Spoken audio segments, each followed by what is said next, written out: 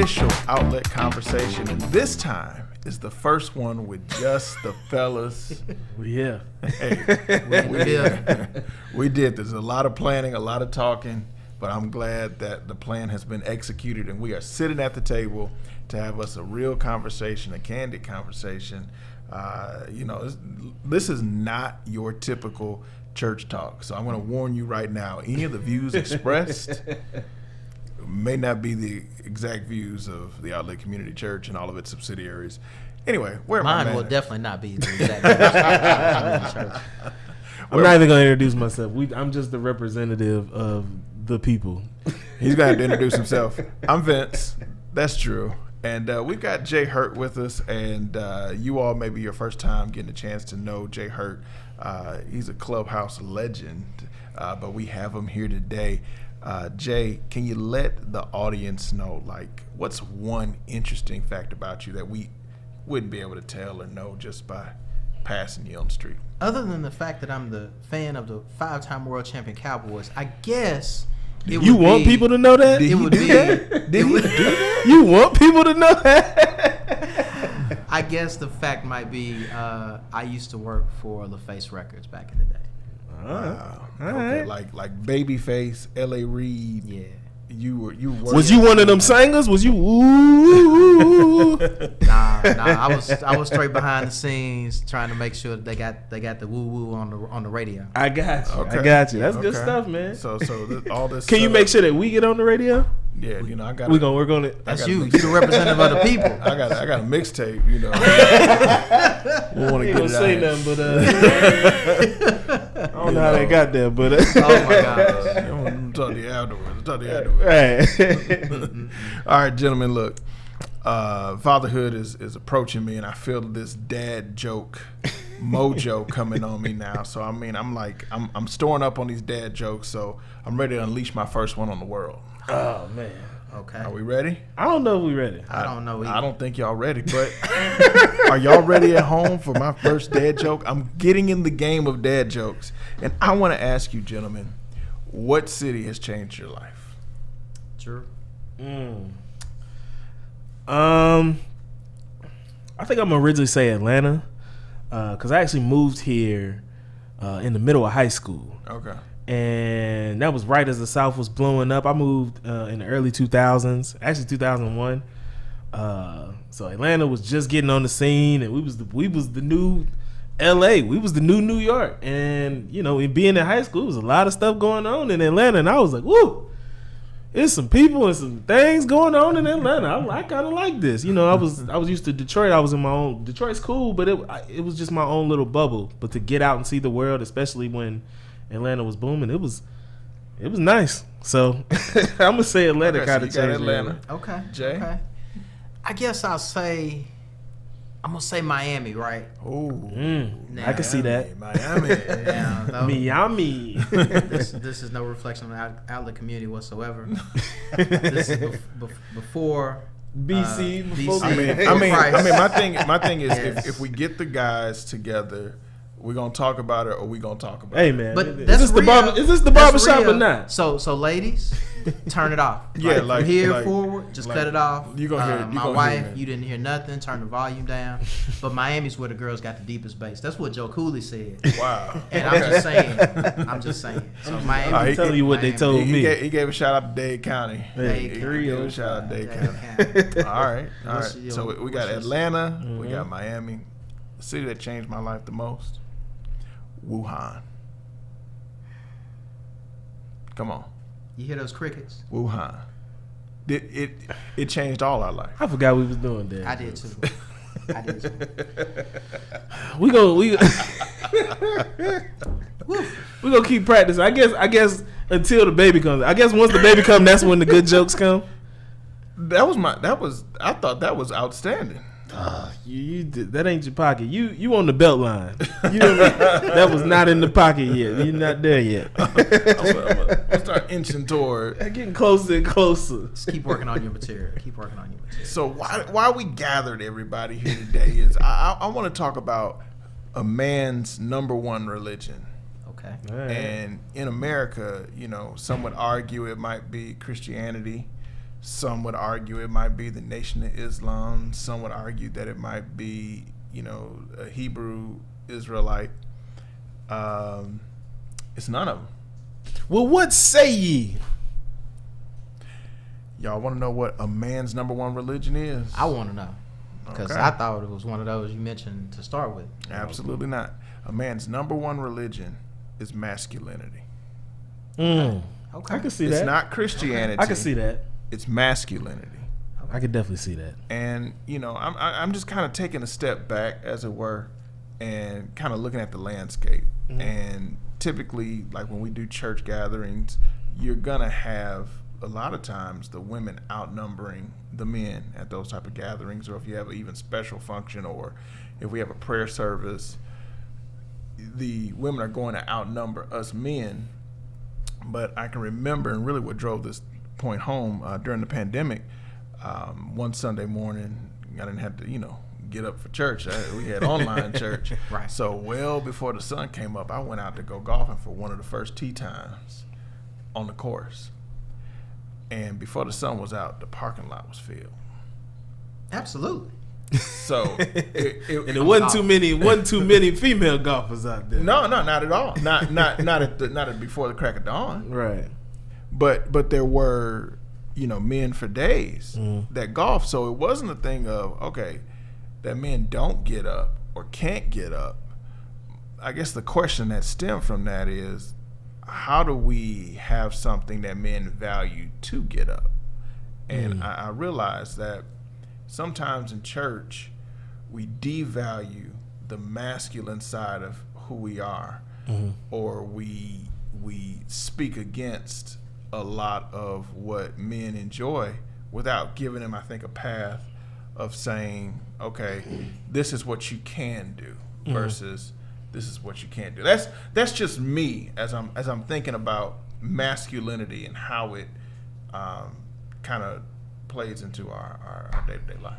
So I think at least in my past, specifically with friends that I've had and friends I still have, men often feel like church is not a place for them, right? So what I mean by that is, so church to some of us feels restrictive. So we come in church, and as a man, I'm trying to, in some cases I might be hustling, I might be chasing women, just being all the way real. I might be doing whatever I need to do to kind of make it in life. But then I go to the church house, so to speak, and it feels like you're telling me everything that I'm doing is wrong. Yeah. Why would I come? Who wants to feel like everything they're doing is wrong? Right. So that's been some of my experiences as a coach and with some of my friends. I definitely agree with that. To voluntarily come somewhere where you assume that you're gonna get ragged on, or not even ragged on, somebody gonna tell you how to live your life. And I think as a man, at a certain point, and normally like it's 18, I'm grown, you can't tell me nothing. You know what I mean? I live my life, I raise my family, I raise my kids, I go to my job, I pay my bills, you can't tell me nothing. So to come to church at that point, I think it's another task, because I feel like I'm gonna go, like, what do I need to go for if I'm gonna just be beat up? You know what I mean? Granted, it is an opportunity for us to use our natural talents and abilities in order to lead something.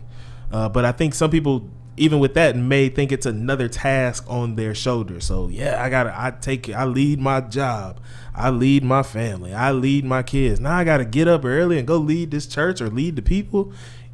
It's perspective at that point, because that can be a good thing, but I think it's an extra task. But the stigma of what the church house is, like you said, Jay, for people to come and already feel like, man, I live my life, things are going all right, they can always be better, but why would I go, especially if they gonna talk about me or say something that rags on what I'm already doing? Absolutely. That's good. Now let's for a quick moment, kind of, we know where we are today, but let's kind of, if we can, rewind. And I want to ask some direct questions to you guys to just help our audience, help the guys who are listening in and are participating with us in this conversation. I'm gonna say Drew. Had the privilege of growing up with Drew, privilege of knowing Drew, similar home backgrounds, similar faith backgrounds. But when we both went to HBCUs, we had two totally different experiences. True. That's what happens when you go to the best. Everything else is just a totally different experience. So when he went to FAMU for that different experience, I went to the best. What can you say? I went to everything else is a different experience, man. Mean, I guess if you didn't go to Tennessee State, everything is come second on. best. It's cool. That's where I so started. this is what I get as a Jackson State person, inviting other individuals on a podcast. I should have stuck with my own. Listen, when you want to start something, right? You gonna start this podcast? Bring the best, fam. You a FAMU, right? Come on, I don't even know what you do. I don't know your name. Hey, let us know in the comments your college. Who is the best? Who is the best? Let's settle that. Listen, we had already talked to Jay. Jay said he loves Florida. No. Don't get that twisted. Listen, where do you think all them people from Miami went to school? There is no way you can compare Tallahassee to Miami. I don't know on what map you're trying to put Tallahassee and Miami together. Those are two different Floridas, and you know that. Listen, all right, it's a couple people from Miami and Tallahassee, so we still have fun. But all of them went to Jackson because they said we had to Jackson. We can all agree nobody went to Tennessee State. I'm gonna ignore this. Listen, I like Tennessee State. I like Jackson State too, man. Y'all do your thing, man. We support all in all, man. Of course, we support all HBCUs. Absolutely. You know what I mean? Absolutely. We give each other a hard time, but it's something, that might be another conversation for another day. The Black education experience. Listen. But Drew, going back to yours, having the background you did, going off to college, Tallahassee, but then becoming a part of an illustrious fraternity. And one thing this is about to get too live crew on here. You ain't prepped me for none of this. I didn't. This is real candid, right? Real candid. Let's go. I feel like the church has ragged on fraternities and sororities and have tried to put a wedge between what is the things of God and made fraternities and sororities out to be this, if you go there, you've compromised. But let me tell you what I've noticed about fraternities and sororities. They network and look after their own in a way that we should be looking after our own, or in the way the church rather should be looking after its own. Absolutely. And I think that if the church would stop hating about the connections and the thriving chapters and the events that you don't have to have gimmicks. Right. You just got to say, we meeting up over here and, we're going to support. Or when people see somebody wearing the same letters that they do and they're looking for a job, there's this natural inclination to, that's my family. That's my brother. That's my sister. Let me look out for them. I guess help me understand from your vantage point, having the background we did in church, and being a part of Greek life as well, like what was, I guess, that like to try to reconcile and live with all of that? All right, so we definitely did have similar backgrounds, religiously growing up and whatnot. But my father was a member of my same organization that I'm a part of. He's a big influence on my life. So naturally, I was kind of interested in what it was, not knowing until you really get to college and you see certain things and you're like, oh, okay. Let me learn a little bit more about this. I think the biggest stigma between our religious background, speaking on that, was that you don't want to idolize what it is, right? I think it's an organization that promotes brotherhood. Yeah. The motto of my organization is friendship is essential to the soul, which I truly believe. You know what I mean? Guess which brotherhood that is? The one and only Great Royal Omega Psi Phi Fraternity Incorporated. But we do thrive ourselves on friendship, and that's one thing that really drew me to that organization.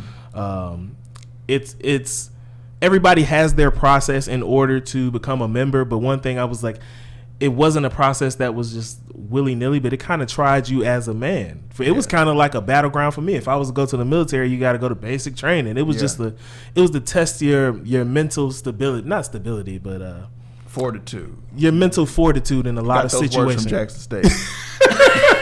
Listen, I got too much going on in my life. No, but it was one of those moments that for me it was my testing ground as a man to learn what I stand for, what I will put up with, what I won't put up with, but also gave me a brotherhood. Of course, I have friends that didn't pledge the same fraternity as me, but I really enjoyed the true brotherhood and leadership qualities. It's a whole class. Like it's a thing. but that's real, and I think that we've got to, as a society, as a community, as people of faith, we've got to recognize when places are doing things well that we should have. Like where are the opportunities for young men to have a coming of age moment? Where can they be taught leadership? How can we have a lasting connection beyond just if you're in this quote unquote chapter or local church or not? But that's these are things that I guess as we begin this men's podcast and these men's conversations, like we've got to start addressing the elephants that we've left hanging in the room. That's true. Jay, so kind of rewinding back to your life, I know that there was a time where there was a Jay Hurt without Christ. Maybe. To a degree. Potentially. What was that, I guess, line that or moment or defining moment for you that you kind of were able to look at everything going on and say, okay, I got to make a change, or I got to do something different with what I'm doing with my life? Good question. So I think, and I'm going to bring it all the way back to kind of our topic, right, about men's first religion being masculinity. I think I had to make a decision. Am I going to kind of keep down the path that I'm going and not be responsible for my actions and my decisions? Or am I going to make more mature decisions, especially knowing, like, I grew up in the church, right? I grew up in the Methodist church. So it wasn't like I didn't know. It's just like I deviated for a moment. So now, am I going to take responsibility for my actions? Am I going to make a different decision to now not only, ultimately I want to lead the life for myself and my wife, but first I need to lead my own life. And if I'm going to be a leader, how can I be a leader and fake the funk, right? I know that Christ needs to be the head of my life. So me feeling a kind of way about church, I need to get that out of my head, right? I need to be able to say, okay, so I don't have this, I understand the preconceived notions, but I know that what is in church is there for me just like it's there for everybody else. Got it. So now how do I step in church, don't worry about whatever everyone else is doing, and learn these leadership qualities, learn these things that Christ would have for me, so I can make a change and I can make a total 180 in my life and make a difference in the life for my family. So that's really what changed me. Just one day I had to make a decision that and I'll just add this real briefly. When I was about 25, 26, 27, I decided to go on this spiritual path. So I wanted to know that I knew Christ and I knew what religion I wanted to follow, in spite of, not because of what my grandparents who raised me, not because of what they believed, right? I wanted to know that for myself. Right. So I studied the Bible. I studied the Quran. I tried to go deeper into the Torah. I even studied Buddhism a bit. I studied a couple of other religions, right? I even tried to study Scientology, but that's a whole, oh my gosh. That's no wonder you're a Cowboys fan. Yeah, see, I was about to say, did the Cowboys come after that? No, the Cowboys were there from the Cowboys and Jesus were there from the beginning. But I wanted to understand what I understood for myself. Right, absolutely. And that's really when the transformation started to happen. Absolutely. So that's really where I made that change and why I made that change. So I'm noticing a thread that if we could, as a community of gentlemen who are apart as well as us here, if we could just kind of hear these common terms and forge a community of relationships. Accountability even. As we were talking earlier, man, like once you turn 18, ain't too many people who can really tell you anything. And I think with my fraternal brotherhoods, that's one thing I really appreciated about them. Like, we was gonna party hard and do all this other stuff and be seen on campus, but they was also on us about having your stuff together. We was the organization with the highest GPA on campus. You know what I mean? And just being accountable. Like, you can be a little bit wild, but when you getting too wild, I got somebody that's gonna check me or check you, or you know what I mean. So building that community of not only brotherhood and respect, but accountability. You can't deny something when you see, and we call it tough love, but I call it real love. Yeah. Like somebody who's first, we've got to be willing to say, I want to be held accountable. That's kind of what I'm hearing. That's a common theme. Like we've got to get to a point as men and say that, yeah, you know, some people have been wrong, we've been wronged at times, and some people are just riding our back for no reason. But everything that's wrong ain't because of somebody else. There's us somewhere. Right. So we gotta want to grow, want to be held accountable. We gotta want to have that network. We gotta want to find out the truth for ourselves and not based off what somebody else said. We've gotta go. You through our gotta own live your own discovery. life. Yeah. And Can't- not off the religion of your parents. Go ahead. No, absolutely. And I'll add one thing on top of that. You're talking about being held accountable. When you start holding yourself accountable, right? So holding myself accountable to be able to have a conversation with you so you can hold me accountable, it changes my level of thinking.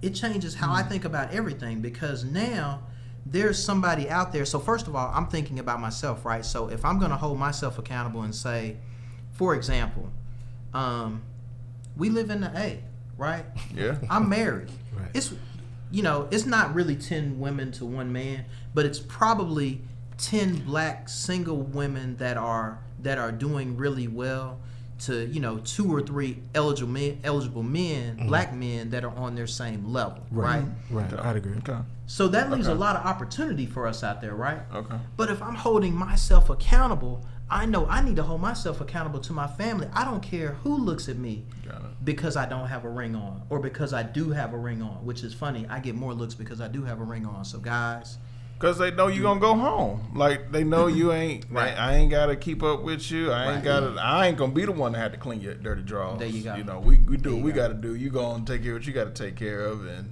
you know. Right. exactly. I definitely heard that before. Exactly. I heard they was like, we get this ring, it's even more of a magnet. Exactly. Because they know they get what they want, and then they ain't got to deal with no drama. No, that's 100. That's 100. But yeah, man, just to finish that up, accountability changes everything for me, Okay. in my opinion. Okay. No, this is we're just getting started. This is the first conversation. There were so many different ways that I think we could go from this, but I'm gonna just hit the pause button. Y'all got to come back. Y'all gotta come next back. time we sit down, and quite honestly, we want this to be an opportunity for you all to talk to us. Absolutely. What do us men need to talk about at the table? Yeah. So if you would, just in the comments or you email us or inbox us, let us know so that we could sit down, we could be honest, we could be real. If there are questions that you all have, we'll read them on air and get a response back to you. There's so many things that I feel like we need to address and tackle as men, and just have an open and honest dialogue about doing it. So thank you all for joining us for this outlet conversation. Can't wait to see you next time. All right.